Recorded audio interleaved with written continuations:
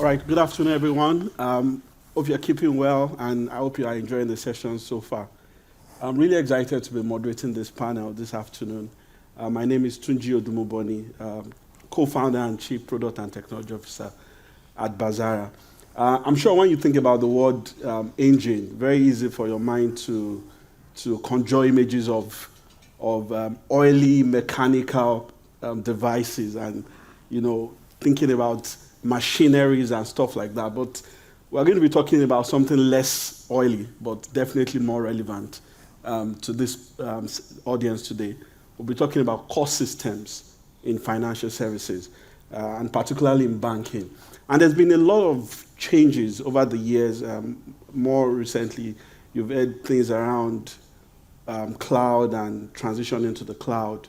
You've heard things around APIs, microservices architecture being the new thing, moving from the legacy monolith architecture. And when you think about all of these, you wonder whether they are just a buzz, whether there's a need for this evolution. I have with me today a very, very knowledgeable, but also a very experienced panel that I believe will do justice to this. I'll start with you, Minka. This whole buzz around modernization of core systems, is it following the bandwagon that we're seeing financial services providers do, in the sense of, oh, this bank is modernizing, I have to? Or there's a real impetus to do that? Thank you, Tunji. I think we've had a couple of interesting conversations today already around the future of financial services. And I think that as you have had those conversations, it probably aligns with why is there a need to modernize. It starts with the very essence of why business exists, which is to serve customers.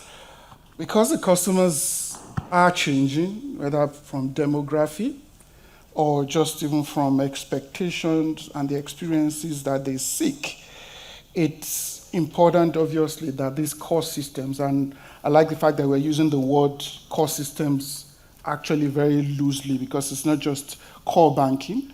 It would go as far as whether it's a CRM system or any other core system that is associated with delivering services within a bank, as it were. So I think the very central position of the fact that customers are changing and the expectations are changing just means that these systems needs to evolve with that. And if you also think about the risk profiles have also changed over time. We started to speak already about the power of AI and what that presents, either from a risk profile standpoint or even in terms of possibilities of what is possible with all of that. All of that just makes it important that that very core itself of any of those systems needs to start to restructure themselves to be able to remain relevant within that whole construct. Thank you very much. Very powerful. Larry, I wanted to get your thought on that as well. In terms of the imperatives for change, why are banks making this change at this time? All right, thank you very much. Like Inka said, the customers are changing. All the other applications around are also changing. So for example, if you put an app on today, the OS also continue to change. So with those changes, you have no choice but to make sure that the core also changes. Then also, there are so many imperatives that has come true. Before, the use of unstructured data was nothing to all of us. But today, we have unstructured data. We have data manipulation, machine learning, and the rest of that. So for you to be able to take advantage of those great technology, it's also important that the core banking should be flexible. Furthermore, I have had the opportunity to use the legacy core banking, 3 different one of them. And one of the problems we always have is, anytime there's a technology change, or maybe the customer drive is towards a particular trend, we find ourselves trying to catch up, with the industry. And this sometimes make you lose a lot of customers. And also, it's very difficult to interpret. For example, you have loads of applications using multiple microservices, and for you to connect with the legacy system, which are mostly file and monolithic in their structure, that means you need to understand each of the files. It's a lot of work, and when you start serving customers in their millions, and transactions are coming, in droves, then you need to look at a way to restructure the core banking and make it a lot more dynamic.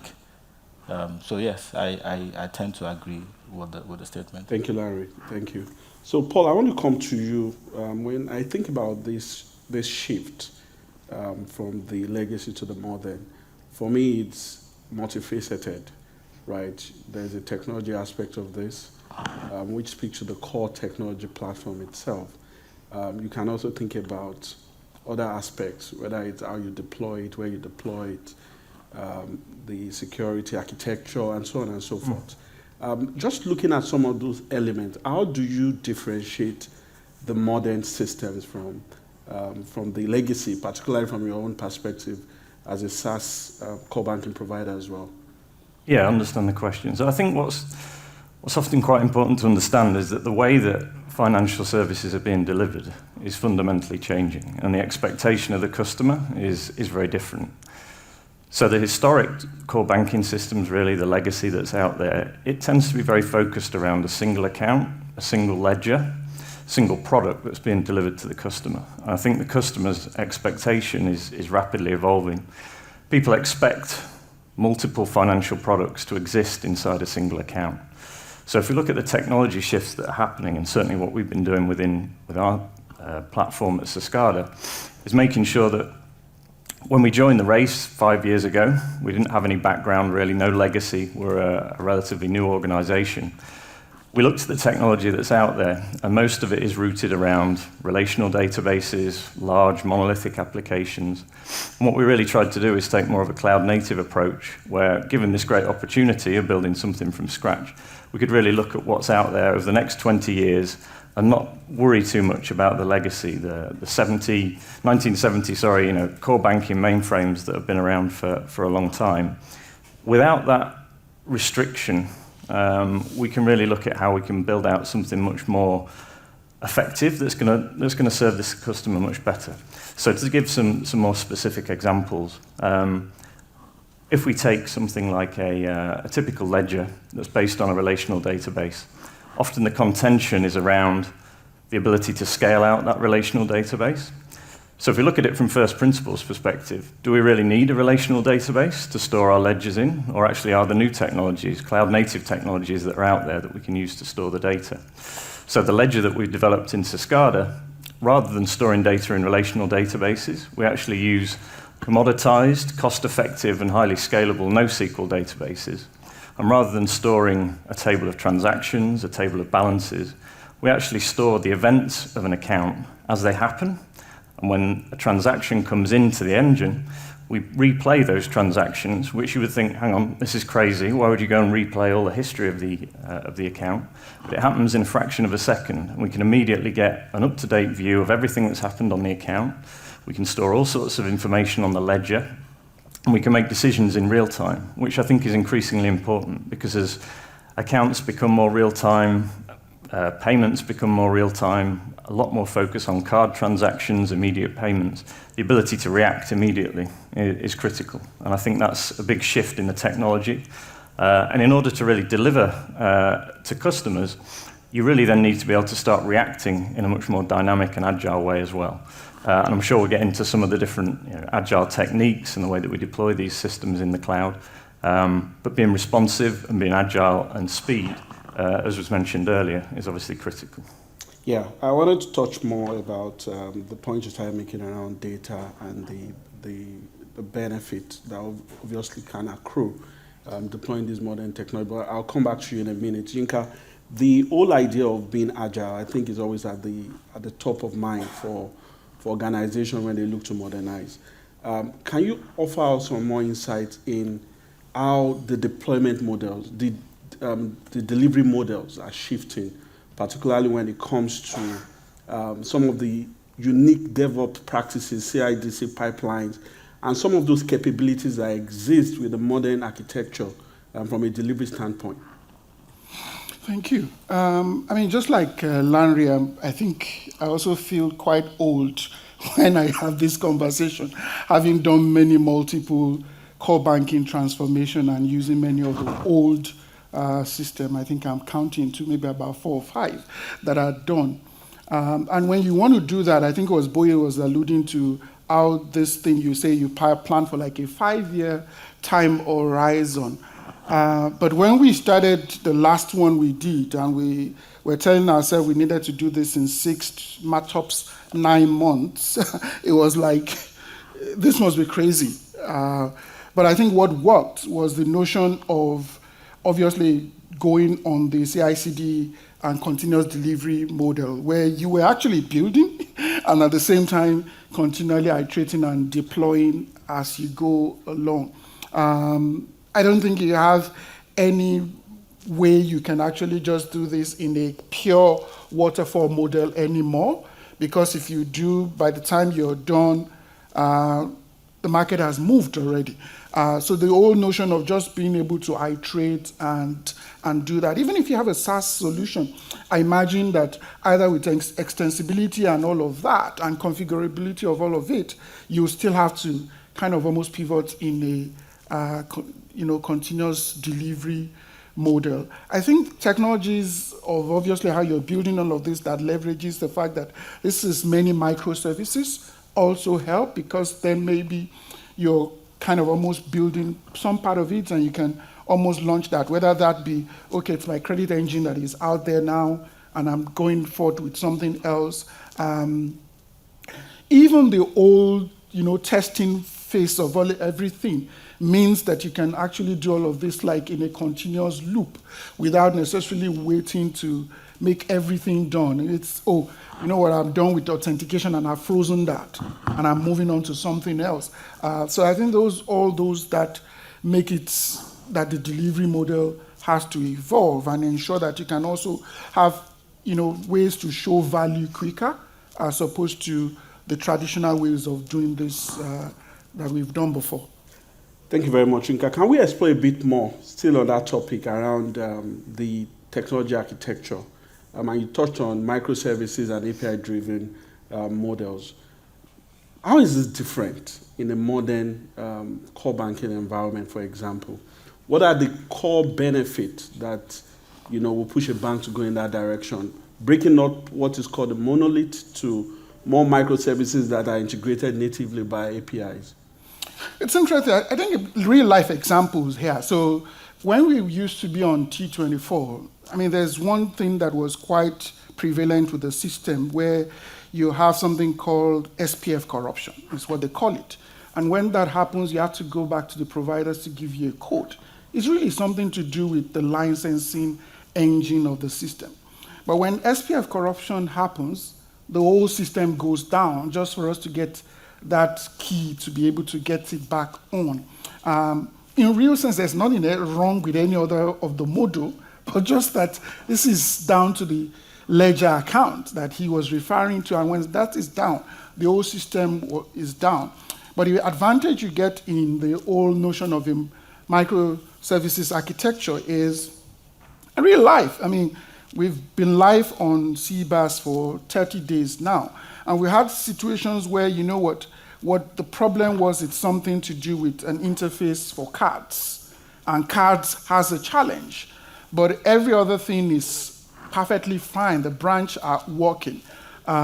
Channels where it's instant payment is working. The credit factory is working. That is, huge advantage as opposed to my whole bank is down, as it were. And just the notion of, I want to also do deployment, either even to fix something or, incrementally deploy to solve a problem. All the other guys don't know anything is happening. It's just that person that you're attending to that kind of almost know that I'm doing a release in there. Again, that's immense value, as it were. So it's all loosely coupled. The fact that this is also cloud native means that time to value is also faster. I mean, I think about this 9 months journey of craze that we went on. Imagine if we were waiting for servers to be, procured and all of that. All the old deployment configuration and everything were happening because we're not waiting for servers. In prior time when I'd done this, you put a contract out, you're waiting for almost 6 to 8 months for the servers to arrive. I think that just brings another dimension also to value. Security is out there. I mean, I don't think there's security not a concern any other way, but again, there's so much possible with the power of the cloud around, security and what it is that you can do. And just being able to automate things, in a different way. So I think the value is almost immediately felt. Or, just thinking about scale. He talked about the whole notion of playing back things. So because you're now leveraging technology like Kafka, or all of that, that just means that I have a single pod now, my volumes goes up by midday. I can just choose the number of pods and I can scale out that faster, as it were, as against the old traditional way you would have built, the old ones were built. Really insightful. Thank you very much, Yinka. So, Paul, I wanted you to dive a bit deeper into this topic about cloud. And I obviously want Larry to explore some of the elements of it as relates to security and compliance, because there's no getting away from the regulatory implications of going cloud, right? But from a, contrasting just those two words, the world where you have to shift and lift, on-prem servers and all of that in the legacy technology environment, compare that to what cloud offers. What are the distinguishing parameters there, and why should a bank consider moving to a cloud platform for core systems like a core banking? Yeah, well, I think probably the way to think about it is there's two different ways of realizing value by moving to the cloud. The first is there was probably an era of 10 years where people modernized existing technology by moving to the cloud. I think that changed the business model and the delivery aspect, but it didn't fundamentally change the way that people get value out of these systems. So taking my SQL database, running it in the cloud, removes a whole load of administration. Same with all my workloads. I can move those to things like Kubernetes or serverless functions. And I get a lot more reduction in cost, and I can move my CapEx over to my OpEx. But that doesn't fundamentally change the way that banking services are delivered. So really what the key element to it really for me is looking at the different workloads that run across a core banking domain and trying to separate them out. We've talked about microservices and the importance of that. Working in that way really allows you to separate your concerns into different technologies and scale them independently. So I mentioned a ledger there. If you're storing data in a NoSQL database, it can be a completely different technology to the data that you might store for processing, for retrieving the customer's statement, doing online processing for reconciliation or regulatory reporting. So just to give a very concrete example, what we have in Cascada is there's really two sides to the platform. There's the place where all of the ledgers are stored, and that's in one completely different technology. And then we have the other side where all of the data processing occurs. As you mentioned there, we have events that can process between the two sides of the system, but they're loosely coupled.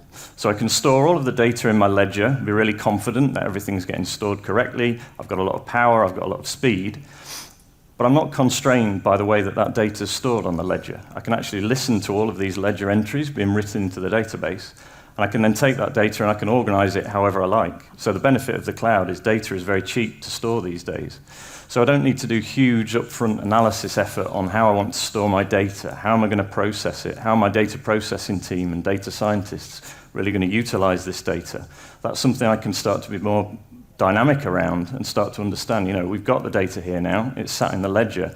The key thing is, do you have access to that data that's in the ledger? Can you react to it quickly? And as things evolve over the next 2-3 years with AI and large language models, I think data is a really important currency, and the ability to sort of act on your own data is just going to become increasingly important. Absolutely. That's really impactful. The point about the enormous benefit of the cloud. You talked about even just the paradigm shift from, large upfront capex costs to being able to make these operational costs that you can then consume as your business scales is really important. But as you think about the reward, there's always risk as well with cloud. So I wanted to explore that a bit with you, Larry.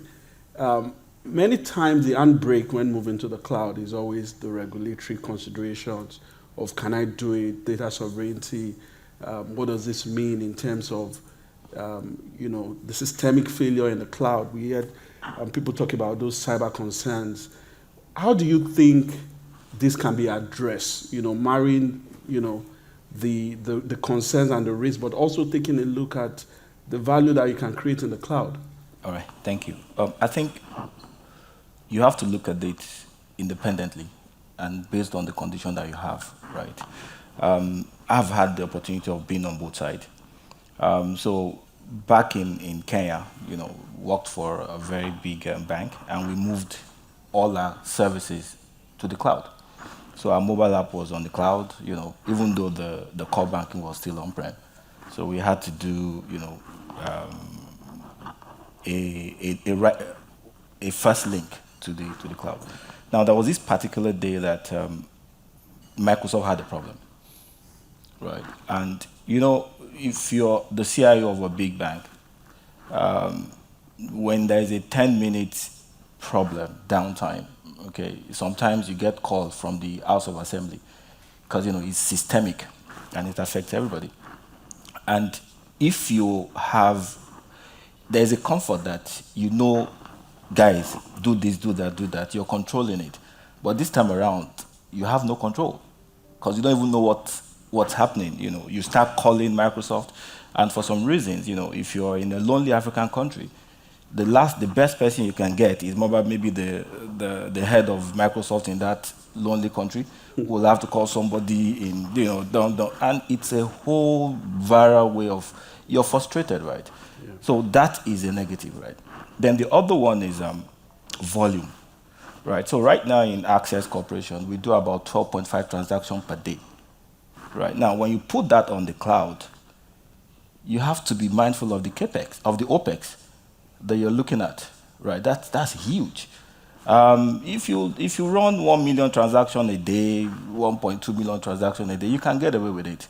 But when the volume becomes much, right, churning it on the cloud, you need to think through it very carefully. And there's also the issue of, remember, banking, as it were, is legacy. If you know what I mean, if you look for the chairman of Morgan Stanley, they are old men, right? So, convincing these people to move from, and again, it's a profit base, right? So you want them to move from CAPEX that turn into be asset for them, to everything now being operationalized, right? It's a huge one. And I'll give you another example. We started the cloud journey to Azure in the bank that I worked. And initial cost about $25 million a year. And, I closed my eyes and opened it, and it was $65 million. Right? That's the miracle of the cloud. So when you go into cloud, you need to be very careful, what you're going into. Now, you talk about regulations. Now, like I said, they hold people, right? So you sit and it's easy, we are, young people talking about the future, but again, the guys holding the money are still legacy. And when you talk about banking is about trust, right? So, there's a trust factor into it. So when you look at regulations in countries like Kenya, Tanzania, South Africa, Nigeria, they want their data to be right within country. Now, you might say it doesn't make sense, but think about it. Let's assume Azure was built by Russia. Then there's Russia, Ukraine. Your bank is dead. You understand what I mean? Because you're not going to have access to it. It's dead. Yeah. Right? So you need to think through it. Well, it's not all cast and doom. So what we're doing is to be able to leverage on both. So, and that comes the cloud hybrid. And then we are trying to do what we call the private cloud, right? Building your own cloud within your own atmosphere so that you have some control over it. So I think pretty much. Now, don't get me wrong. I believe we should be going to cloud, but I'm just saying that once you're doing it, you need to be very careful, especially if you're churning out a lot of volume. Like I mentioned, we do 12.5 million transactions per day. Bank of America will do maybe about 24 million transactions per day. So the cost for them to go on cloud will be a lot more, maybe double what we are doing. And like I said to you, we are already doing 60 million. So my expense cost just moved from 25 million to $60 million in less than 3 months. And you try to, the Microsoft guys will justify it. Oh, you bought this, you bought that, you're like, how did it just happen? Now, so you need to be very careful. So I think before investing in cloud, try to really understand, what do I put on the cloud? What should I put on-prem? Right? Because there's a way you can beat it. There are some things that are heavy on cloud. And the way Microsoft have, most of the cloud vendors have done it in such that if you use certain things, you don't get to pay. So I'll give you a personal example. I have a website, I have a CSR, and I put it on Amazon, AWS, and they said to me, oh, it's free until you use a certain percentage. Mm-hmm. So every time I'm checking, no, I'm not going to go past that percentage. It's not going to happen. Now, see, yes, so this is me, one person, one business. Now, you can't imagine if you're the CIO of a big organization, while you're controlling it with the network guys, the data science team are already running a script, and you just see a dashboard, boom, $65,000. Then you call, dude, who is running that script? Oh, and the guy, it's a difficult terrain. So you need to really understand before you get into it. And lastly, from my side, I believe in as much as I've said all these things, you cannot overemphasize the importance of cloud, right? It helps you to scale faster. You fail fast, you fail forward. It helps you to there are so many, entrepreneurs today that without cloud, they will not even be in existence. Because for you to order, P7, P20, they keep changing the Ps of, Oracle and Exadata and Maxadata. It's convoluted. You buy it today, 4 years later, they're telling you, oh, obsolete. It's obsolete. And you're like, dude, I just finished the installation. So you don't have to deal with that, right? So that is some of the advantages of cloud. However, you need to use it like every medication. You need to use carefully. Thank you. Thank you very much, Larry. Very insightful. Yinka, I know you have deep perspectives in this area. Larry touched on very interesting aspect of cloud usage, sure, the FinOps aspect, but also I wanted you to also talk about the security considerations and why you would do maybe an hybrid cloud rather than a public cloud environment. I know in the course of your implementation, cloud struck, and security, always can be a big issue, and the incidents that can cause. Just to hear your take on some of those things. I feel Larry very well because I live this daily in terms of how these costs actually truly run away from you. But I think that it starts with having a very clear strategy. And that strategy in some time would make you appreciate that cloud is a concept and you have to think about it in a continuum.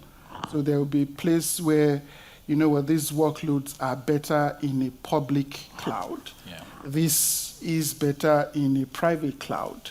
And basically also thinking about multi-cloud because, it's CrowdStrike and Azure today. It may be something else with AWS tomorrow. So I think that whole continuum of strategy of being able to know what is supposed to be where.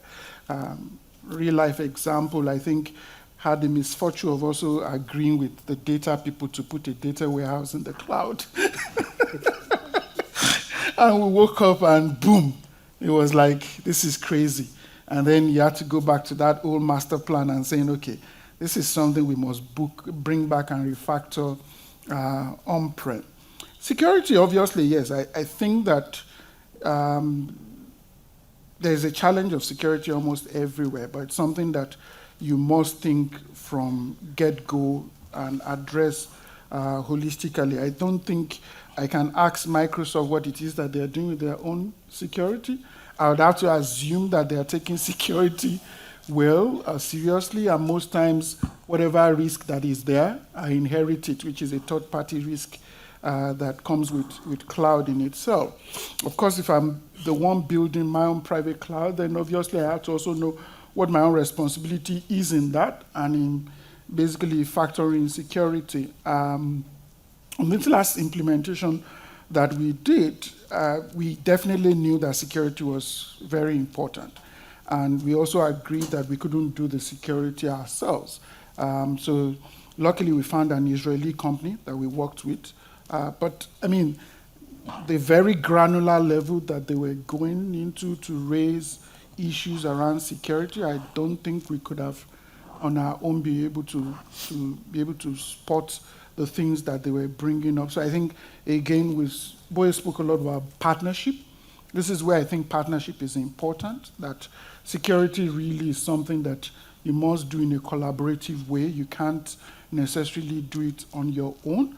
And there are enough toolings and partnerships that one can leverage or plug into for all of that. But hey, I think the security, when it comes to the cloud, it must be something that you accept as an assumed risk, because definitely whatever it is happening with the third party, definitely you would inherit that.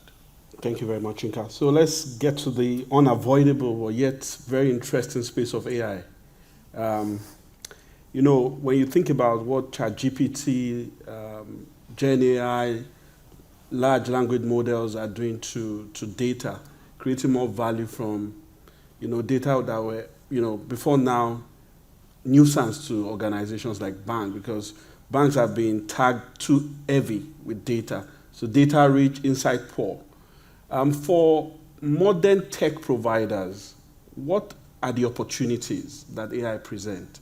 And how are these systems being reimagined to take advantage of the capabilities of AI? So I think there's obvious examples that we're seeing already, and then there's the scenarios that are going to emerge over the next couple of years. So the things that we're already seeing is customer services is an obvious area where you can reduce the headcount and you can start to get a much more accurate representation of the customer's account and interaction with them. And it may only be the start of the interaction, but there's a lot of efficiency gains to be there. But that's not really a huge driver for change. I think what's going to come down the line in the next year or so is the concept of agents and the ability to really get things thinking on behalf of your financial institution. So the way that we tend to look at things within Syscada is, as I've mentioned already, we had a pretty blank sheet of paper when we started our platform about 5 or 6 years ago. One of the big aspects of a core banking system is always the batch process. Everyone shudders when they hear the batch. You've got people that have been employed for 20 years managing the batch. So we were thinking, okay, this batch is obviously important. We're going to need to build something around batch, but let's try and think about how we can really imagine that process in a different way.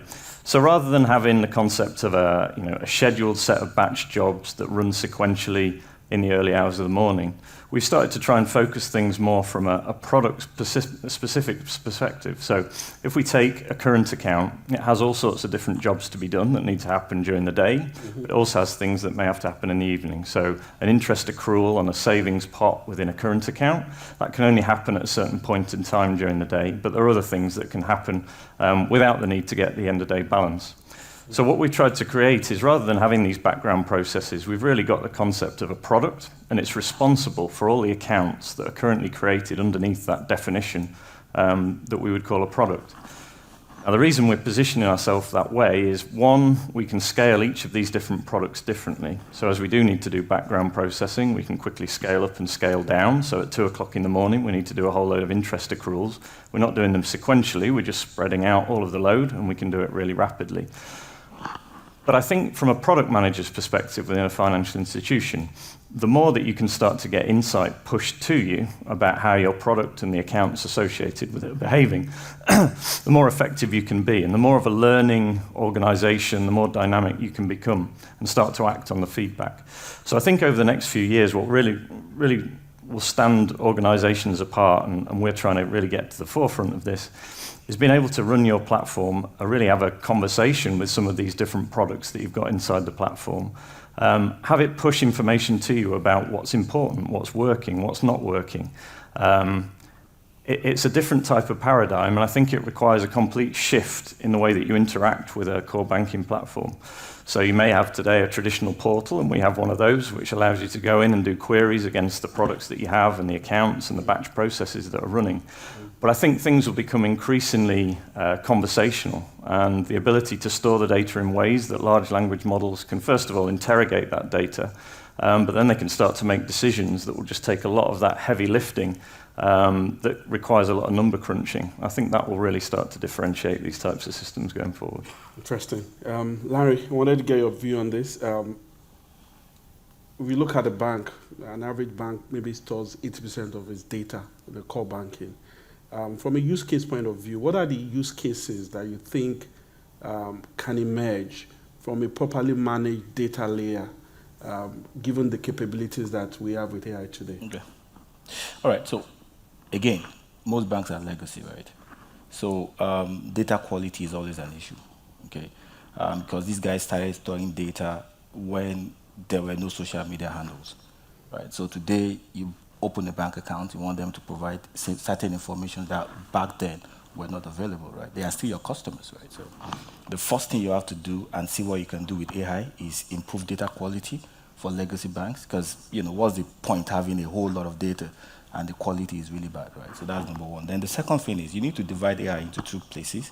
I see a lot of people talk more from AI on the cost-saving perspective, which is very good, right? But there's also the profit-making part of AI, which people talk less of. So you can have a scenario where you can use AI to do customer segmentation. You can use AI to develop new products, you know, based on customer behavior and interaction with the system. You know, that's one thing to look at. Now, for me, one of the major things you can do with AI, especially if you're building a core banking SaaS from the beginning, is fraud management. Now, you might not know this. I sit on the board of Interbank in Nigeria, and almost yearly, we have almost 75 billion fraud. You know, it is aware of this, you know, yearly, right? With that number, okay, it's important to now see the opportunity around building a SaaS solution that has fraud in mind, right? Fraud management in mind. Then there's also the issue of risk. Banking, you know, has a lot of risk, the rights of compliance, right? So you can use AI in that area to ensure that it's compliance and both risk compliance and operational compliance. There's also the issue of now, looking at the initial topic around cloud, right? So irrespective of what the vendor clearly speak to you about being able to do, you also need to find a way to also monitor your own security, right? So what we do with our private cloud, with our public cloud solution is we always have them provide for us a dashboard so that we can do a second layer assessment of what is happening within our solution. Because you don't want to hand it totally to a complete stranger when at the end of the day, it's your bank that is responsible. So yeah, AI will come a long way in helping banks. Yeah, thank you very much. Time flies like a bird when you have interesting conversations. So I'll just pause for the audience. Any questions? Any comments you'd like to make? Questions to the audience? All right. Can we get a mic to Deji?